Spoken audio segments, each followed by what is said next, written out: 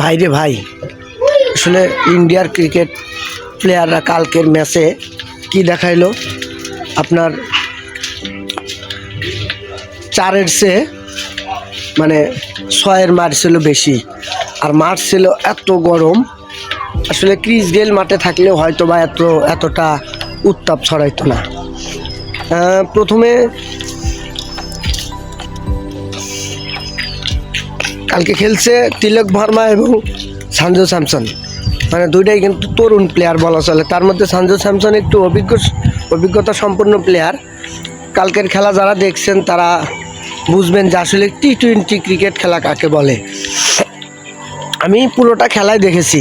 আসলে 283-284 রানের টার্গেট, এত মারমুখী এর আগেও দেখলাম যে 297 রানের টার্গেট হয়েছিল, বাট আমি সেই ম্যাচটা দেখেছিলাম না। আর গতকালকার ম্যাচটা দেখে মনে হলো যে বল শুধু টুপ করে ওরা সাউথ আফ্রিকার বোলিংরা ফালাইতেছে, ব্যাটিংটা খালি খাপ করে ধরে মানে গিলে খাচ্ছে। আসলে যদি ম্যাচটা না দেখে থাকেন আপনি হাইলাইটস দেখতে পারেন। হাইলাইটস দেখলে বুঝতে পারবেন যে কালকের ম্যাচটা কতটা ভয়ঙ্কর ছিল।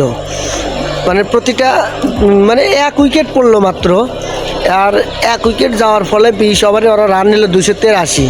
সেখানে আপনার সাউথ আফ্রিকার বোলিংরা, আমি সাউথ আফ্রিকার টিমটাকে সাপোর্ট করি, সাউথ আফ্রিকার বোলিংরা কালকে একদম তুলোধুনো হয়ে গেছে।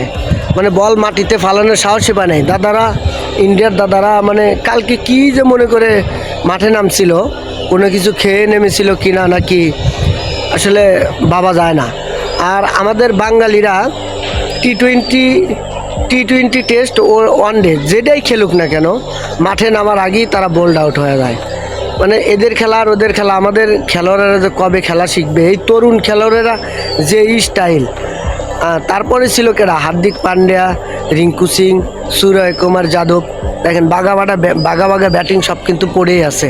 কালকের ম্যাচটা যারা দেখেন নাই তারা একবার রিকোয়েস্ট করতেছি ইন্ডিয়ার ব্যাটিং সাইডটা একটু দেখবেন, তাহলে বুঝবেন যে টি-20 ক্রিকেট খেলা কাকে বলে। ওকে।